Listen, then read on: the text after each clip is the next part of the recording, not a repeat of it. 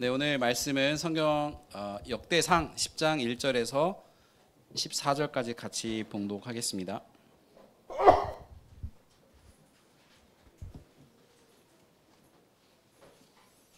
네, 한 절씩 읽겠습니다. 제가 한 절 읽고 여러분 한 절 읽겠습니다. 블레셋 사람들과 이스라엘이 싸우더니 이스라엘 사람들이 블레셋 사람들 앞에서 도망하다가 길보아 산에서 죽임을 당하여 엎드러지니라. 블레셋 사람들이 사울과 그 아들들을 추격하여 블레셋 사람들이 사울의 아들 요나단과 아비나답과 말기수아를 죽이고 사울을 맹렬히 치며 활 쏘는 자가 사울에게 따라 미치매 사울이 그 쏘는 자로 말미암아 심히 다급하여 사울이 자기의 무기를 가진 자에게 이르되 너는 칼을 빼어 그것으로 나를 찌르라. 할례 받지 못한 자들이 와서 나를 욕되게 할까 두려워하노라. 그러나 그의 무기를 가진 자가 심히 두려워하여 행하기를 원하지 아니하매 사울이 자기 칼을 뽑아서 그 위에 엎드러지니 무기 가진 자가 사울이 죽는 것을 보고 자기도 칼에 엎드려져 죽으니라. 이와 같이 사울과 그의 세 아들과 그 온 집안이 함께 죽으니라. 골짜기에 있는 모든 이스라엘 사람이 그들의 도망한 것과 사울과 그의 아들들이 다 죽은 것을 보고 그 성읍들을 버리고 도망하매 블레셋 사람들이 와서 거기에 거주하니라. 이튿날에 블레셋 사람들이 와서 죽임을 당한 자의 옷을 벗기다가 사울과 그의 아들들이 길보아 산에 엎드려졌음을 보고 곧 사울의 옷을 벗기고 그의 머리와 갑옷을 가져다가 사람을 블레셋 땅 사방에 보내 모든 이방 신전과 그 백성에게 소식을 전하고 사울의 갑옷을 그들의 신전에 두고 그의 머리를 다곤의 신전에 단지라. 길랏 야베스 모든 사람이 블레셋 사람들이 사울에게 행한 모든 일을 듣고 용사들이 다 일어나서 사울의 시체와 그의 아들들의 시체를 거두어 야베스로 가져다가 그곳 상수리 나무 아래에 그 해골을 장사하고 7일간 금식하였더라. 사울이 죽은 것은 여호와께 범죄하였기 때문이라. 그가 여호와의 말씀을 지키지 아니하고 또 신접한 자에게 가르치기를 청하고 여호와께 묻지 아니하였으므로 여호와께서 그를 죽이시고 그 나라를 이새의 아들 다윗에게 넘겨주셨더라. 아멘.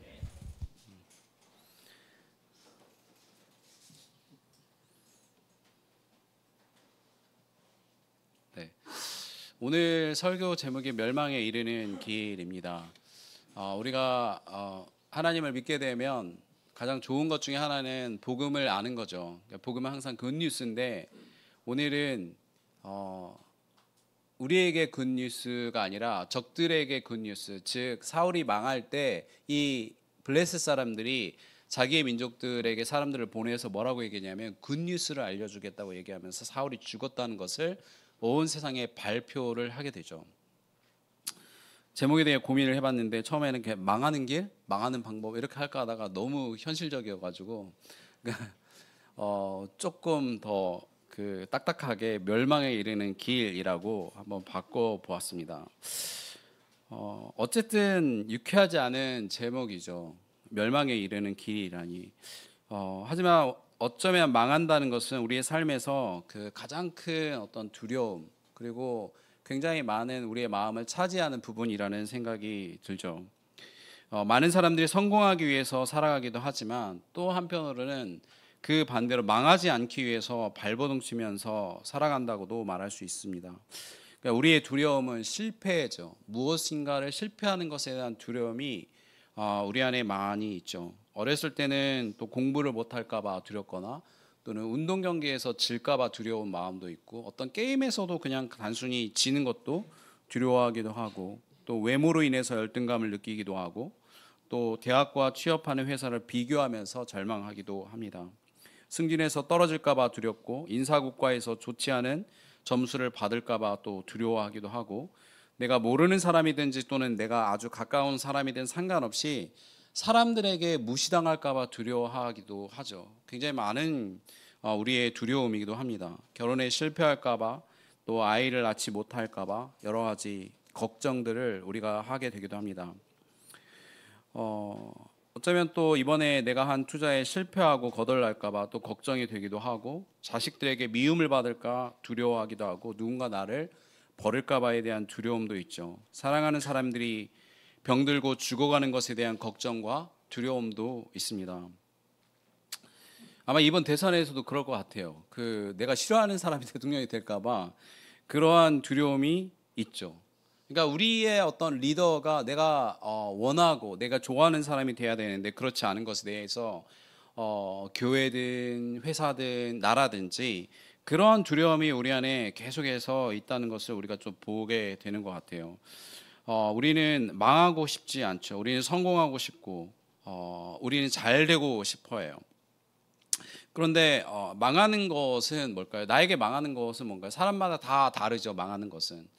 예전에 저의 제가 애가 아들, 딸 이렇게 첫째, 둘째가 있는데, 우리 딸이 이제 종종 와가지고 쫑알쫑알 거리는데, 초등학교 한 6학년인가 중학교 1학년 때 눈이 안 좋아서 안경을 썼던 것 같아요.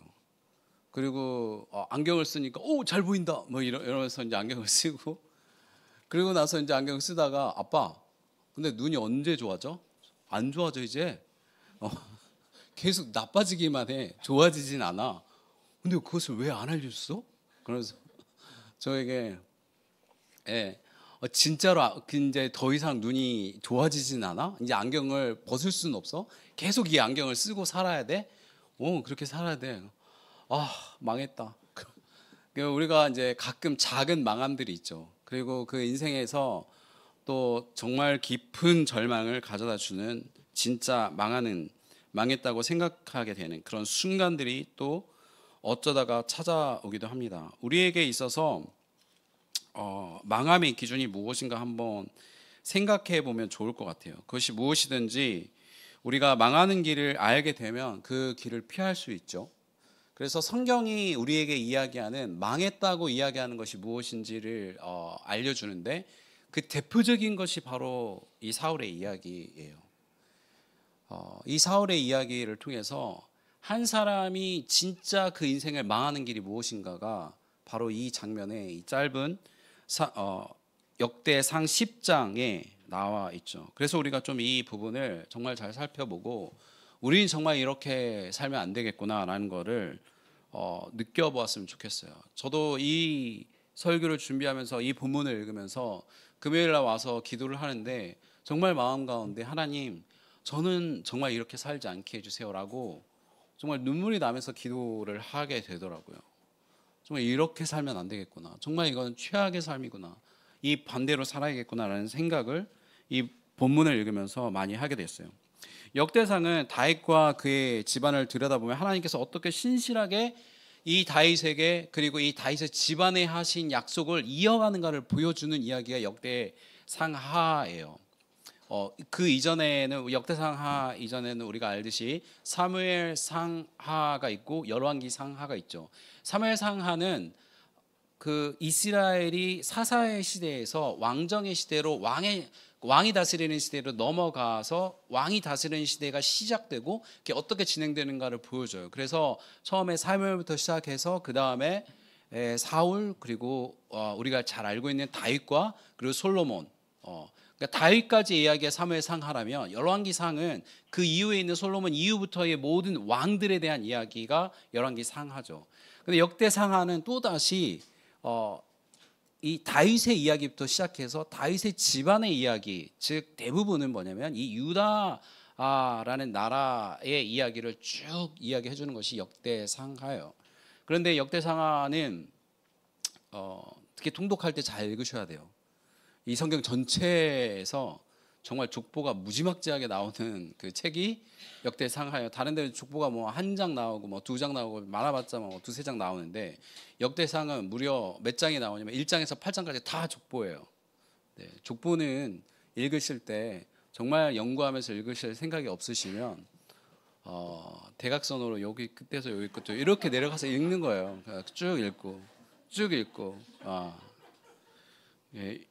그러고 나서 나중에 여러분이 성경을 좀 더 깊게 보고 싶다, 그래야 좌절하지 않고 끝나지, 통독의 역대상 1장에서 8장 사이에서 멈춰지는 사람들이 많기 때문에 여러분 잘 읽으셨으면 좋겠습니다.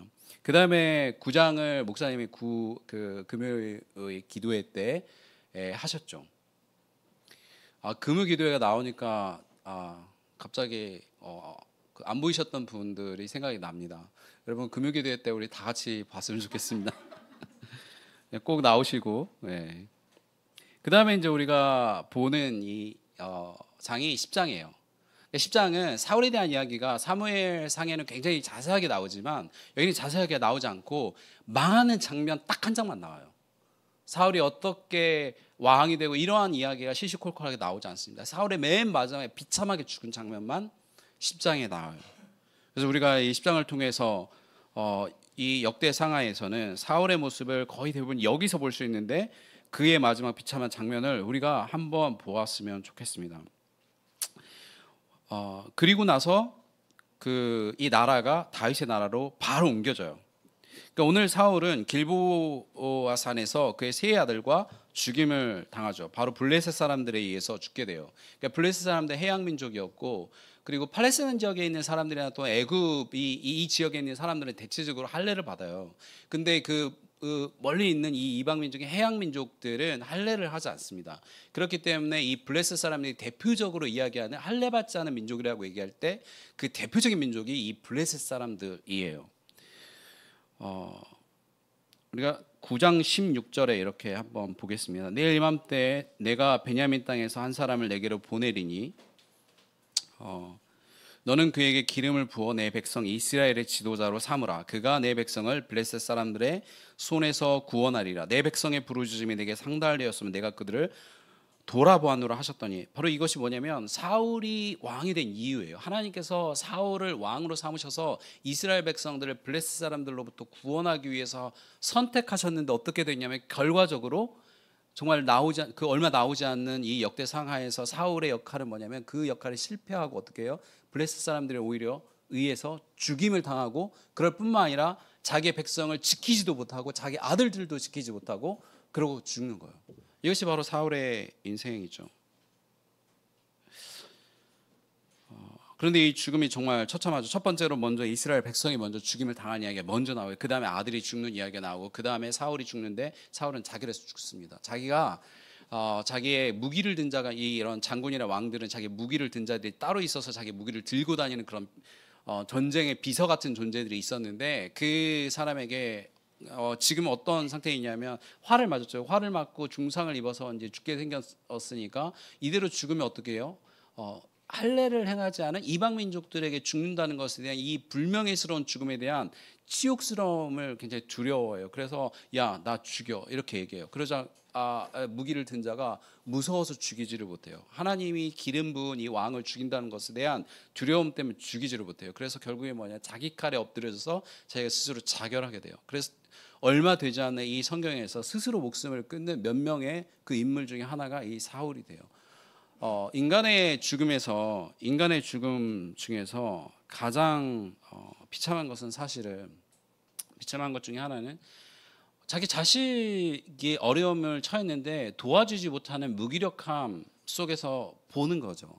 그런데 자기 자식들이 세 아들이 죽고 있는 중에도 사울은 도와주지 못했을 뿐더러 무기력하게 도망가는 거예요. 그것을 지켜봐요. 그리고 자기가 죽기 전에 본 장면이 뭐냐면 자기 아들이 죽임당하는 것을, 전쟁에서 죽는 것을 본 거예요. 그 전에는 백성들이 죽는 것을 보게 되죠. 이렇게 셋이 백성 그리고 사울의 아들들, 사울이 죽는 장면을 차근차근 보여주게 돼요. 우리가 이 전쟁에서 우리가 하나 눈여겨봐야 될 것은 이스라엘 백성들도 결국에는 죽게 돼요. 저는 이 장면을 보면서 하나님께서, 그러니까 우리는 어쩌면 가끔씩 이렇죠. 좋은 리더를 만나게 해달라고 기도해요. 좋은 대통령을 만나고, 좋은 목사님을 만나고, 그리고 좋은 리더들을 만나고, 또 회사에서는 좋은 사장님을 만나기를 그렇게 기도해요. 그런데 한편으로는 우리가 그 안에서 어떻게 행동해야 될지 우리의 책임에 대해서 잊는 경우가 많아요. 하나님께서는 분명히 왕이 잘못했을 때 왕을 치세요. 그를 심판하세요. 이렇게 정말 그 무거운 책임만큼 하나님께서 엄중하게 그 책임을 물으세요. 하나님께서 모든 책임을 진 사람들에게 다 똑같이 해요. 기회를 주시지만 그 기회를 하나님께서 잘못 쓴 사람에게 엄중하게 하나님께서 문책하세요. 그 리더는 특히 더욱 엄중하게 문책해요. 그렇기 때문에 바울이 선생 되기를 애쓰지 말라고 얘기했죠. 왜냐하면 선생이 되면 무거운 책임이 있기 때문에 그래요. 그러나 그 밑에서 있는 멤버들 역시 하나님께서 그에 대한 책임을 동일하게 지게 하신다는 거예요. 이스라엘 백성이 사울의 잘못 때문에 이스라엘 백성이 고통당하는 것만 아니에요. 하나님께서 항상 이스라엘 왕을 문책할 때 왕과 함께 동일하게 하나님께 돌아선 그 백성들에게도 동일하게 문책하세요.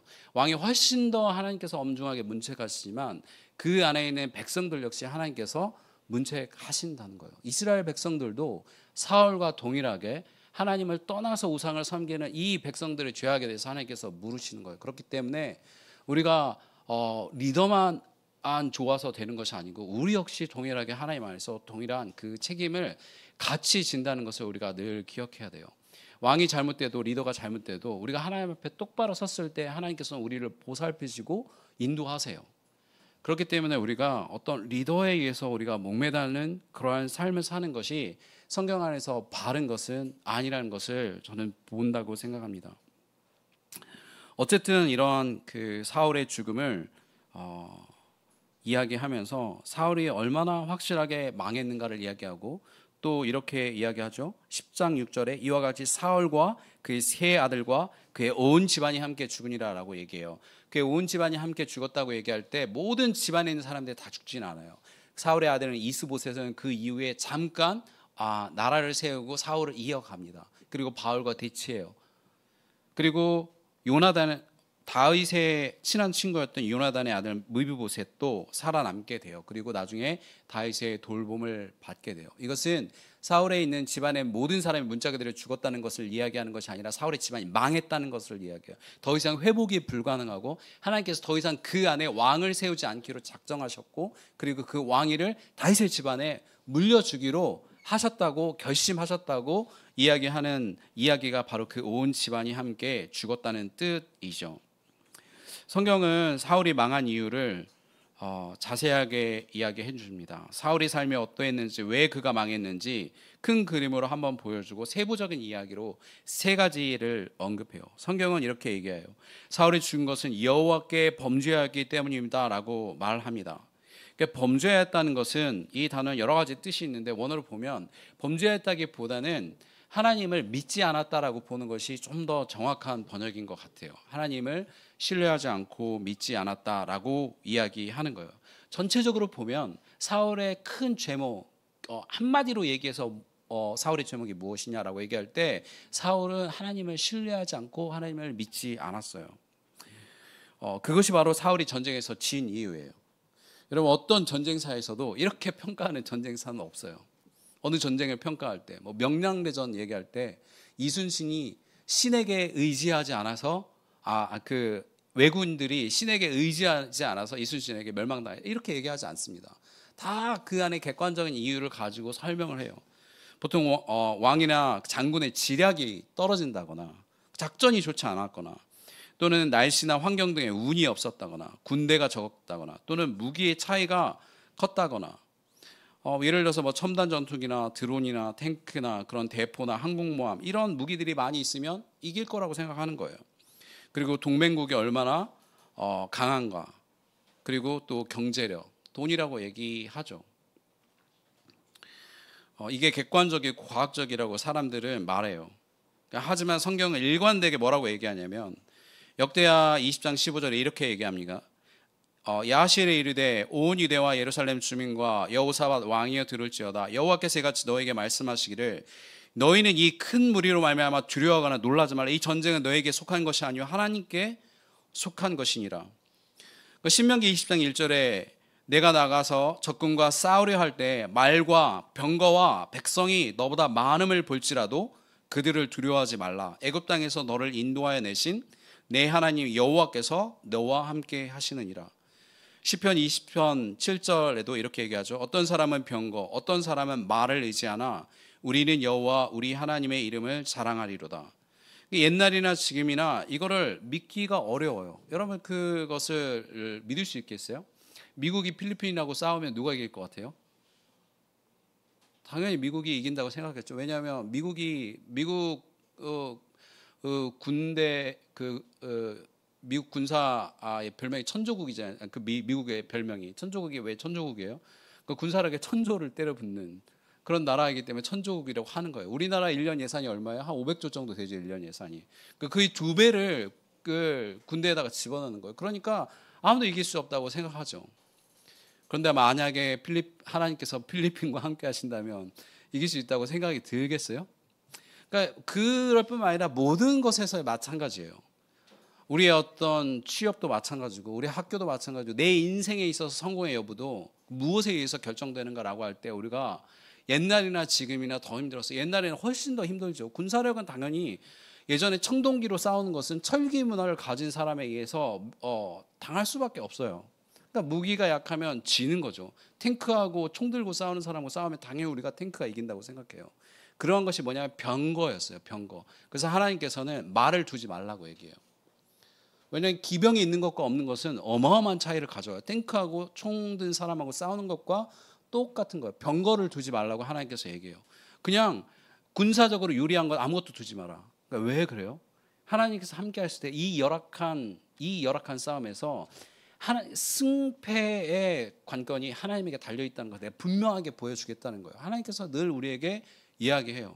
무기를 채우면서 싸우려고 생각하지 말고 너의 삶에서 네 안에서 하나님이 너와 함께 하는가를 그거를 보고 싸우라라는 건데 우리가 옛날에는 그것이 쉬웠냐면 그것이 아니라 옛날에 더 어려운 거예요. 우리가 눈으로 보아서 알고 있잖아요.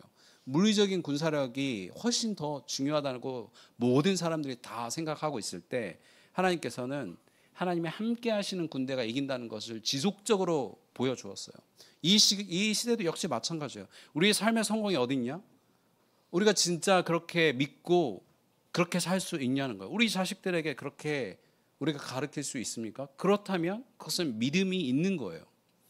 자식을 데려다 놓고 야 너의 승패가 대학에 달려있지 않고 너의 승패가 돈에 달려있지 않고 외모에 달려있지 않다. 너의 승패는 하나님이 너와 함께 하는 거에 달려있다. 그것을 엄마 아빠는 진짜 믿는다라고 가르칠 수 있고 실제로 그렇게 할 수 있다면 그것은 우리가 하나님을 신뢰하고 믿는 거예요. 그것은 군사력에 있어서 말과 병거를 두지 않고 오직 하나님을 의지해서 싸우는 믿음과 동일한 거예요.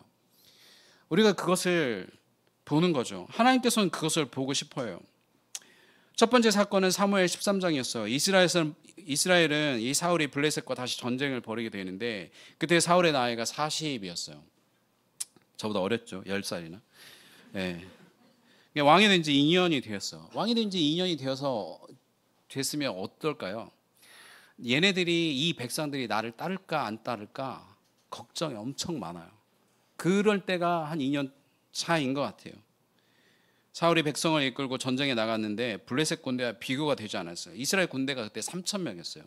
3,000명. 3,000명이 뭐예요? 보병이에요. 그들은 제대로 된 대장간도 가지지 않았어요. 왜냐하면 블레셋이 대장간을 가지지 못하게 했어요. 무기를 만들지 못하게 했어요. 그럼 뭘 들고 싸워야 돼요? 괭이하고 꽃괭이하고 호미 가지고 들고 싸우는 거예요. 그냥 그런 제대로 된 무기는 왕이나 장군뿐이 없었을 거예요. 그래서 블레셋은 어떻게 하면 병거만 3만이에요. 탱크가 3만 대가 있는 거예요. 마병이 6,000명이었어요. 그리고 보병은 어떠냐? 해변의 모래와 같다고 얘기해요. 그것을 사울이 지켜보면서 너무너무 어때요? 무서웠어요. 그런데 항상 그래도 기대했던 게 뭐냐면 하나님의 사람 사무엘이었어요. 근데 사무엘이 일주일이 되도록 나타나지를 않는 거예요. 그러자 사울의 마음속에 깊은 두려움이 생겼어요. 어떻게 하지? 얘네들 쳐들면 어떡하지? 그러고 있는데 어떤 일이 벌어지냐면 이스라엘 사람들 사무엘도 안 와? 근데 우리의 병력은 이 정도야? 슬금슬금 떠나게 집으로 가기 시작해요. 도망가기 시작해요. 그게 사울의 눈에 보이기 시작하는 거예요. 사람들이 더 이상 자기를 의지하지 않아요. 그게 계속 두렵죠. 나는 망하겠다. 이러다가 얘네들이 쳐들어오면 그냥 죽는 거 아니야? 라는 두려움이 생기기 시작해요. 그럴 때 사울이 뭘 하냐면 사무엘이 와서 항상 전쟁 때 먼저 하나님께 번제를 드리고 화목제를 드리고 난 다음에 그 다음에 전쟁을 해서 이겼어요. 사무엘이 항상 전쟁을 그렇게 이끌었어요. 그런데 그 사무엘이 오지 않아요. 그러자 자기가 스스로 사무엘이 드려야 되는 제사장이 드려야 되는 제사를 자기의 손으로 드리기 시작해요. 그러고 나서 하나님의 이 율법을 어기기 시작하는 이 시작점이 바로 그거예요. 아말렉과 전쟁을 할 때 하나님께서 아말렉의 왕인 아각과 양과 소와 가장 좋은 것과 기름진 것과 어린 양과 모든 좋은 것을 진멸하라고 이렇게 얘기했어요. 그런데 사울과 백성이 어떻게 했냐면 양과 소의 가장 좋은 것, 기름진 것과 어린 양과 모든 것을 남기고 진멸하기를 즐겨 아니하고 가치 없고 하찮은 것은 진멸 아니라. 죽이려니까 아까운 거예요.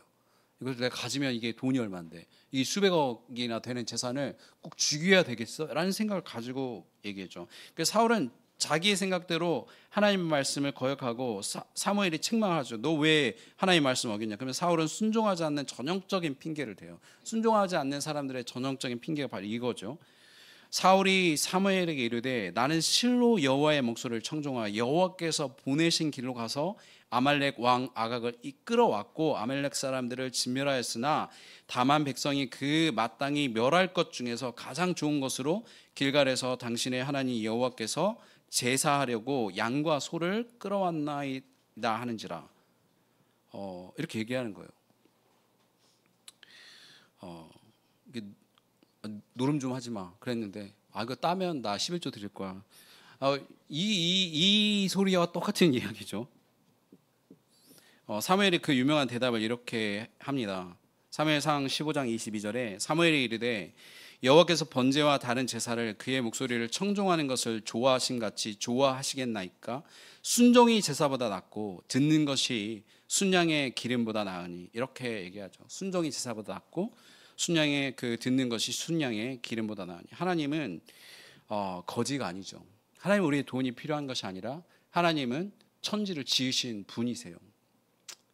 하나님 오로지 우리가 순종하는가를 보시고 하나님의 아들로서 살아가기를 본인 하나님을 신뢰하고 살아가기를 바라는 거예요. 하나님의 우리의 돈이 필요하거나 하나님의 우리의 학력이 필요하거나 하나님 우리가 1등을 하거나 금메달을 따는 것을 원하는 게 아니에요. 그 하나님에게 아무런 가치가 있는 것이 아니죠. 하나님은 스스로 모든 것을 다 가지신 분이시기 때문에 그렇습니다. 사울은 오늘 자신이 죽게 되는 블레셋과의 전쟁을 앞두고 있었습니다. 그런데 하나님의 사람인 사무엘이 죽게 되었어요. 이제 사무엘이 죽었어요. 그래서 이제 더 이상 와서 제사를 같이 드려주고 나의 편이 되어줄 하나님의 사람이 더 이상 존재하지 않은 거예요. 그래서 블레셋 사람들과의 전쟁에서 패하게 될까봐 또 두려워하죠. 그런데 이번 전쟁에서 이 전쟁에 사울이 죽는 전쟁에서 하나님께서 침묵하세요. 그러니까 사울이 이렇게 얘기해요. 사울이 여호와께 묻자오되 사무엘상에 여호와께서 꿈으로도 우림으로도 선지자로도 그에게 대답하지 아니하심으로. 하나님께서 대답하지 않으시는 거예요. 우리가 이 말씀을 보면 사울이 죽은 이유에 대해서 성경이 오늘 읽었던 13절에 여호와께서 범죄하였기 때문이라고 얘기하고 두 번째 이유에 대해 첫 번째 이유에 대해서 그가 여호와 말씀을 지키지 아니하고 또 신접한 자의 가르치기를 청하고 여호와께 묻지 아니하였다. 이렇게 세 가지에 대해서 나와요. 그러니까 여호와의 말씀을 지키지 아니하였다. 또 신접한 자에게 가르치기를 청하였다. 여호와께서 묻지 아니하였다. 그런데 사울이 억울하게 생각할 수도 있어요. 왜냐하면 여호와께 묻지 아니하였다. 저는 물었어요. 저는 하나님께 정말 찾았어요. 찾아도 하나님께서 대답을 하지 않았기 때문에 그래요. 꿈으로도 우림으로도 선지자로도 대답을 안 하시던데요 라고 사울이 핑계를 댔을 수도 있어요. 이전에 그래서 대답을 안 해서 사울이 뭘 했냐면 신접하는 여인을 찾았어요. 그 이전에 사실은 사울이 신접하는 사람은 하나님께 마땅하지 않다가 다 죽여버렸어요. 그런데 찾는 거예요. 왜냐하면 이제 대답하지 않고 사무엘의 옆에서 없죠. 그래서 전쟁을 치러야 되는데 너무너무 불안한 거예요. 그래서 무당을 찾아가서 물어보죠. 하나님께서 이거에 대해서 책망하시는 거예요.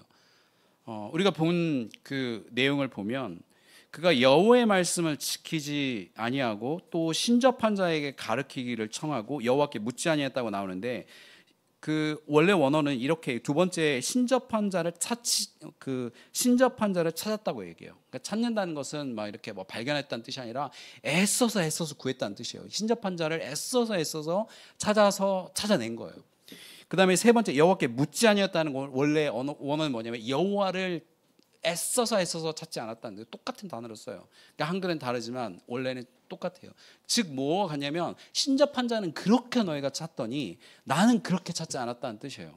그러니까 사울의 입장에서는 억울할 수 있죠. 나는 하나님을 그렇게 찾았는데 하나님 대답하지 않아서 그래서 내가 간 거다라고 얘기할 수 있어요. 근데 하나님께서 우리가 이런 그 상황을 가끔 마주하죠. 하나님께서 대답하지 않는데 내가 아무리 찾아도 대답을 안 하셔 하나님이. 그래서 내 마음대로 했는데 이렇게 얘기할 수 있죠. 하나님께서 왜 대답하지 않으셨을까요? 하나님께서 왜 사울의 이야기에 대답하지 않으셨을까요? 사울은 하나님의 말씀을 순종하기 위해서 물어보는 게 아니에요.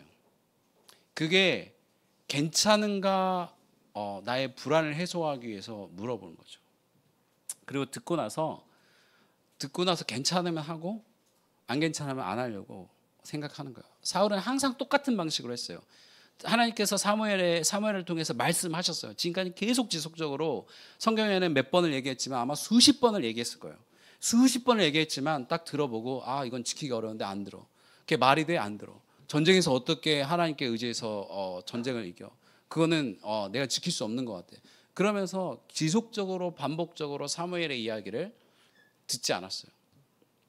그래서 하나님께서 아신 거예요. 너는 나의 말을 경청하고 들으려고 찾는 것이 아니라 너의 불안을 해소하고 그 다음에 결국에는 내 말을 듣지 않으려고 하는구나. 그런 사람에게 어때요? 귀가 닫히는 거예요. 절대 하나님의 말씀을 들을 수가 없어요. 제가 최근에 우리 청년들하고 마가복음을 공부하는데 예수님께서도 거의 비슷한 이야기를 이사야의 6장의 이야기를 들어서 하십니다. 예수님께서 비유로 얘기하세요. 그래서 사람들이 못 알아들어요. 그때 딱 반으로 갈립니다. 어떻게 반으로 갈리냐면 어려워. 예수님 말씀은 어떻게 알아? 그냥 성경을 닫아버려요. 그러고 나서 말씀 안 하시네. 그냥 내가 알아서 해야겠다라고 얘기해요. 근데 또 한 부류가 나타나요. 그게 뭐냐면 예수님 무슨 말인지 모르겠어요. 설명 좀 해주세요 라고 하는 부류가 나와요. 그것이 뭐냐면 제자예요. 예수님의 말씀을 듣고 나서 깨닫지 못해요. 그러자 다시 설명해 주세요. 그들은 책망을 받아요. 너희가 깨닫지 못하니. 그럼에도 불구하고 예수님께서 단 한 번도 거르지 않고 다 설명해 주시는 거예요. 그리고 나서 그들이 믿고 순종하게 돼요. 믿고 순종하게 되는 자는 이렇게 듣고 그리고 하나님의 말씀을 받아서 복되게 살게 되지만 순종하지 않는 사람은 어떻게 해요? 들을 귀도 없어서 결국에는 그 듣는 것에 대한 이해도 못하고 그리고 망하는 길에 이르게 되는 거예요. 사울의 행동이 늘 이러했어요. 하나님께서는 우리가 믿는다라고 얘기하는 것은 여기서 믿는다라고 얘기하는 것은 우리가 하나님의 존재를 믿는 것을 의미하는 게 아니죠. 사울은 하나님이 계시다는 것을 의심한 게 아니에요. 하나님 계시다는 걸 알고 있었어요. 그렇기 때문에 제사를 드렸죠. 그렇기 때문에 사무엘을 찾았어요. 사무엘이 하나님의 사람이니까. 그런데 사울의 잘못은 사울의 믿음이 없으면 그가 하나님이 존재한다는 것을 거부한 것이 아니라 하나님의 말씀이 내 살 길이라는 것을 내가 받아들이지 않은 거예요. 내 살 길은 따로 있다고 생각한 거죠. 그것이 바로 믿음 없음이죠.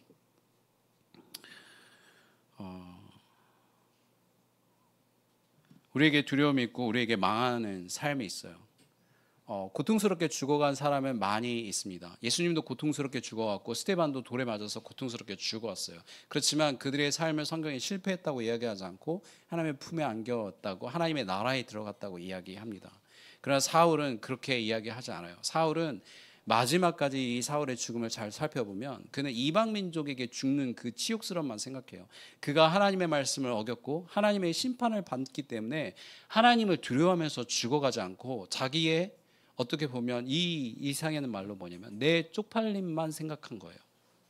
그냥 내 창피한 것만 생각하고 하나님께서 나에게 내려주시는 이 벌이 얼마나 엄중한가를 느끼며 하나님 제발 살려주세요라고 이야기하면서 죽어가지 않았어요.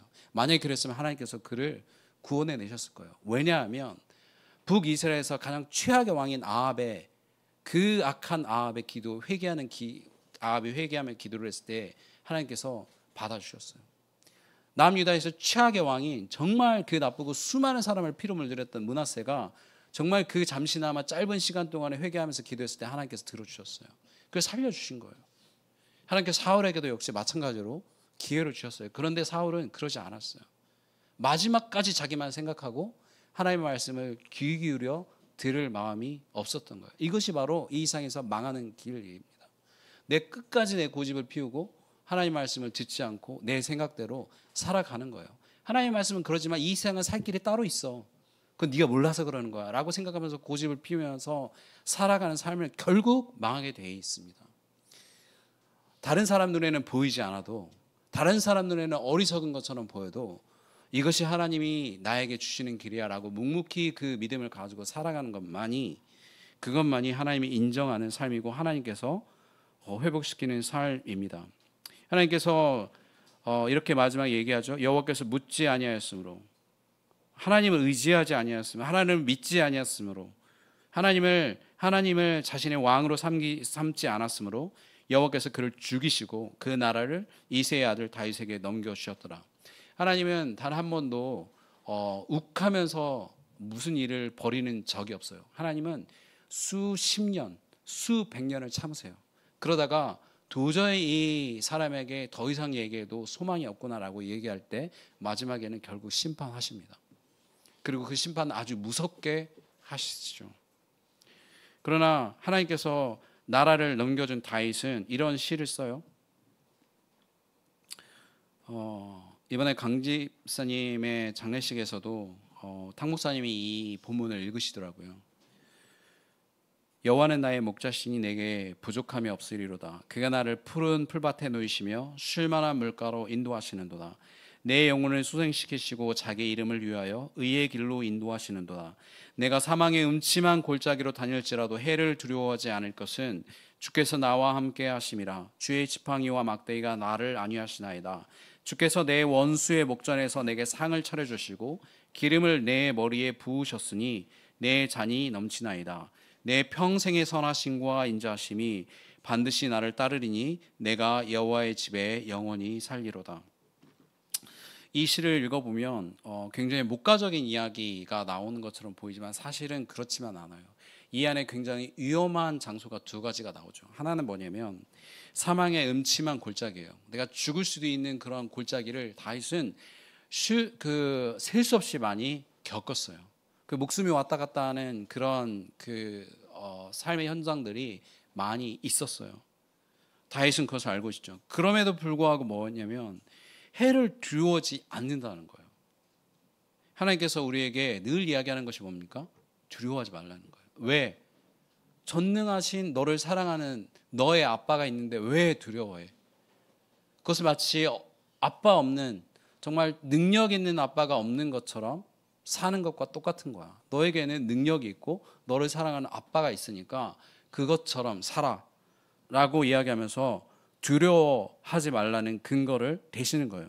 또 하나는 원수의 목전이에요. 원수의 목전이라는 건 뭐냐면 나를 죽이려고 칼을 들고 오는 내 원수가 내 앞에 있다는 거예요. 칼 들고 나를 언제든지 죽일 수 있는 내 원수가 있어요. 그 안에서 밥 차려 먹고 살 수 있겠어요? 상을 차려놓을 수 있겠어요? 그런데 그럴 수 있다는 거예요. 왜냐하면 하나님께서 나를 보호하시기 때문에 내 원수가 칼 들고 나를 죽이려는 그 앞에서 내가 상 차려놓고 먹을 수 있다는 거예요. 그렇기 때문에 이 목가적인 풍경이 나올 수 있죠. 여호와는 나의 목자시니 내게 부족함이 없으리로다. 우리의 목자가 여호와이십니까? 우리의 목자는 돈도 아니고 우리의 힘도 아니고 능력도 아니고 우리의 가지고 있는 어떤 백그라운드도 우리의 목자가 될 수가 없어요. 실제적으로 그래요. 밥 먹고 사는 이 현장에서도 역시 하나님께서 우리를 먹이시고 하나님께서 우리에게 직장을 주시고 하나님께서 우리를 결혼시키시고 애를 주시고 하나님께서 우리의 복을 주시고 하나님께서 나에게 가장 좋은 것을 주세요. 그것을 신뢰하고 기다리고 지금은 이해할 수 없더라도 하나님께서 나에게 두 번째 좋은 것도 아니고 가장 좋은 거, 나에게 나의 신앙을 위해서 나의 삶을 위해서 가장 좋은 것을 주시는 분이 하나님이시고 반드시 주실 것이라는 걸 믿고 신뢰하고 귀를 열고 눈을 열고 기다리라는 거예요. 그래서 하나님께서 응답하시고 우리에게 주신다는 거예요. 밥 먹고 사는 문제부터 모든 신앙의 영역 다 모든 영역에서 하나님께서 그렇게 하십니다. 그럴 때 우리가 사망의 음침한 골짜기를 다니고 원수의 목전에서도 원수의 앞에서도 목숨을 위협받으면서 그러면서도 우리가 밥 먹고 살 수 있고 우리가 평화롭게 살 수 있다는 거예요. 우리가 그러한 어울림 가족이 되었으면 좋겠습니다. 우리가 망하는 어울림 가족이 아니라 우리가 복된 길로 가는 어울린 가족이 되기를 소망합니다. 네, 우리 잠깐 기도하겠습니다.